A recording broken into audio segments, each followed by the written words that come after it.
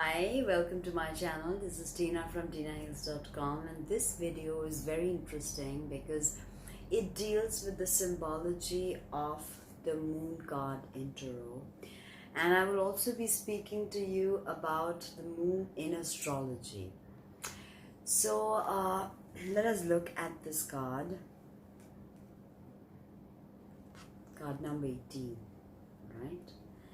It's called the moon.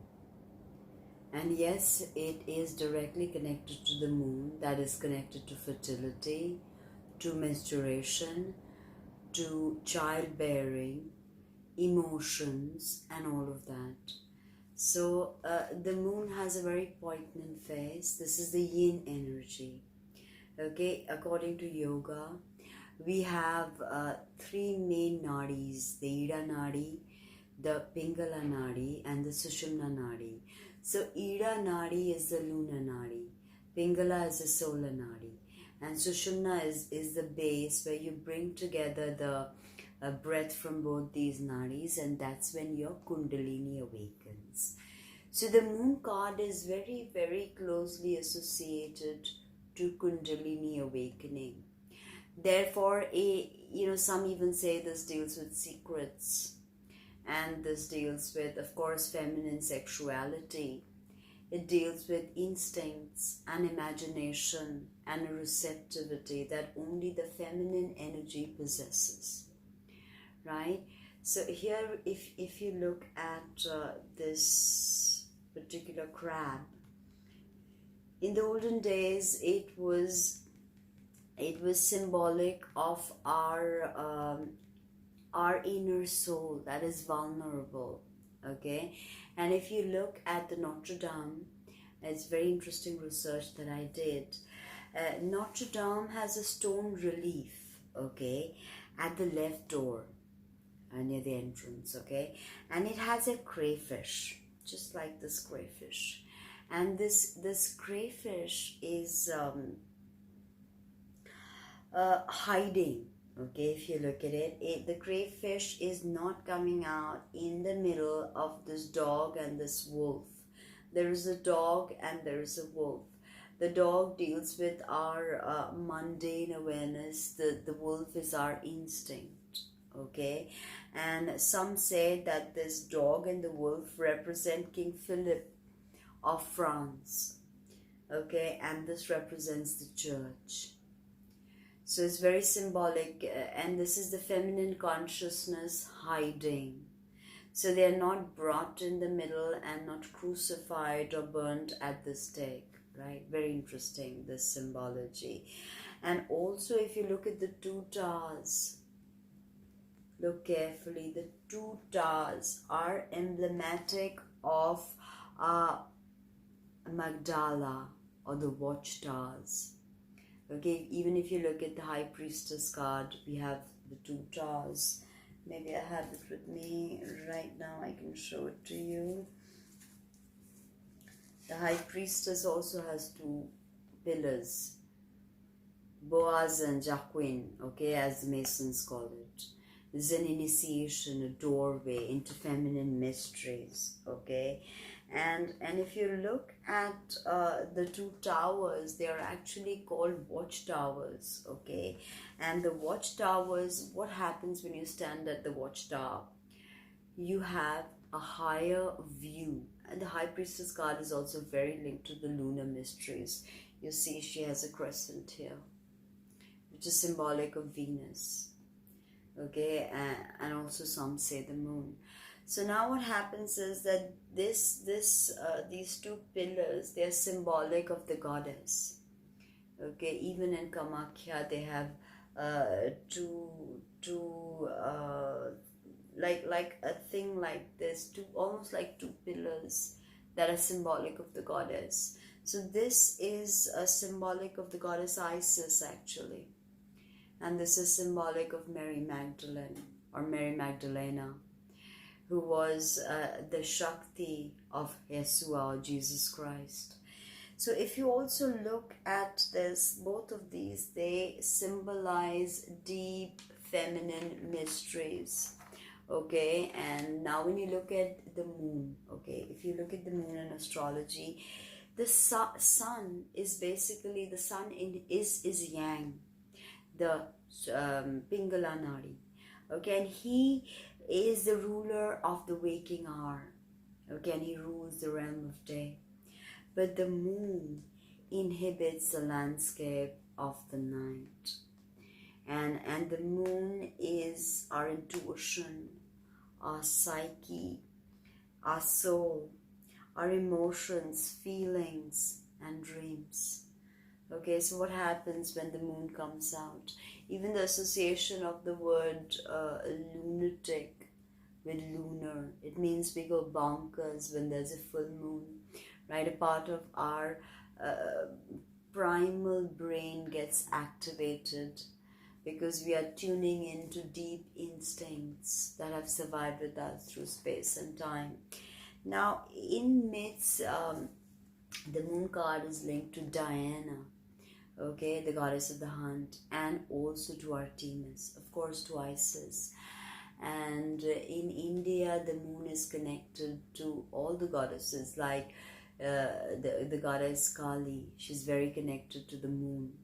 The Dasha Mahavidyas, all the 10 faith forms of the goddess, they're very deeply connected to the moon, right?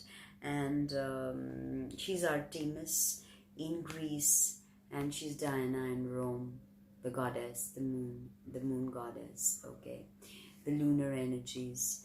And it's very interesting that the Sumerians believed that all the souls that are incarnating right now, they are birthed from the womb of the constellation Cancer. So the astrological sign of Cancer is symbolic of where all the human souls are coming tumbling down into material existence. So if Cancer is the way in, Capricorn is the way out also, right?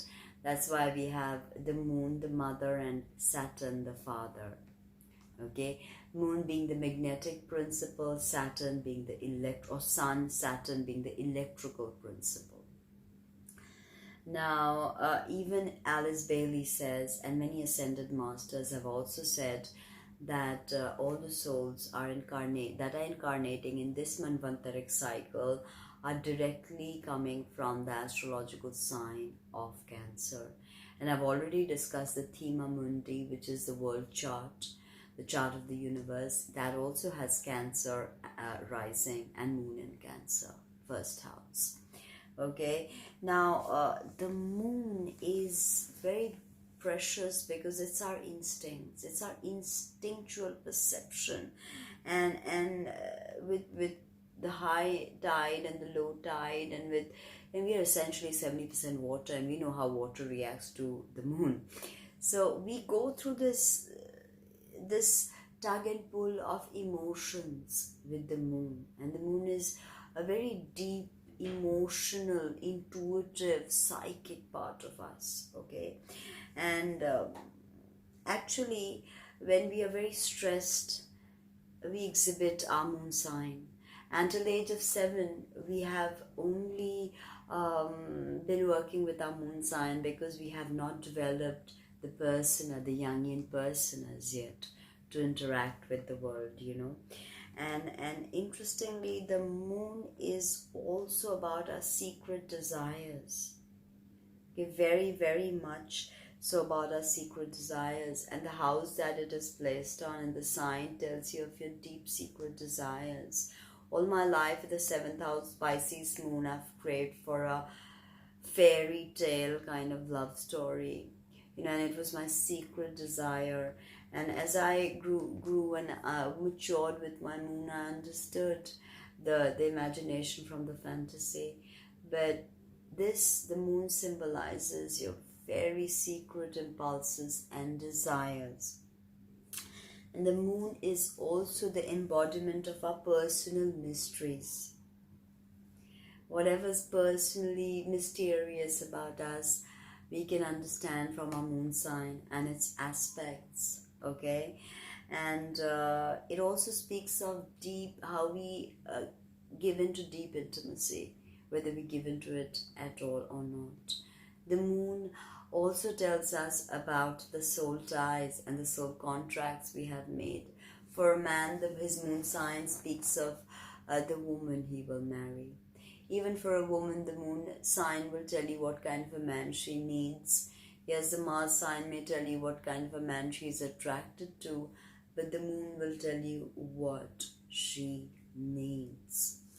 So essentially, if you have an ill-balanced moon, if you're not willing to come out and declare yourself, go through this church and the king and cross the initiation, walk through the doorway, you can, the moon can be reflections of your nightmares, of your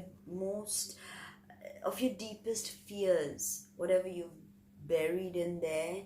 The moon, if it's ill-balanced during hard aspects, it can bring out that part of you that you thought you have buried ages ago. So all this fears, the moon also symbolizes our fears. That's why the crayfish is hiding, because she knows, the crab knows, that they can eat her up, they can do anything they want, they are more powerful. So they're also, of course, symbolic of her instinct and her ego, her basic mundane perception. Now, the moon is basically the queen of the underworld, okay? The underworld of our mind. And she's a bridge to the shadowy realms of the psyche. If you want to really do shadow work, if you really want to explore your psyche and understand and work through the fragmentation that has occurred, you need to understand your moon sign. According to esoteric astrology, your moon sign becomes your biggest challenge after the age of 35, because all these habit patterns that you've made over the years, they can become detrimental to your soul growth. And the moon sign, violence can erupt. Psychological violence, PTSD can erupt, because all this ties intimately to the moon. And the moon in astrology also speaks of ancestral memory. The moon holds our ancestral memory.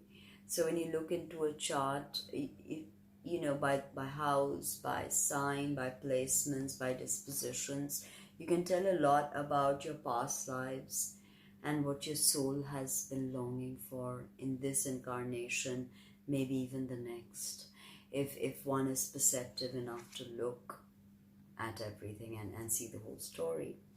So the moon in astrology is very, very precious and is symbolic of the great goddess. Call her Isis, Ishtar, Inanna, call her whatever. Yes, Inanna has more overtures of Venus, but all these lunar goddesses are associated to this moon god. And of course, the very beloved Mary Magdalene.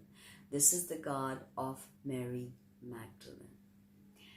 Thank you very much. Please subscribe, like, comment. Let me know what you think of videos like this. And if you want to have more of this content, then support me by sharing, liking, commenting, and making a donation. Hop over to my website to check out the readings I offer and my merchandise.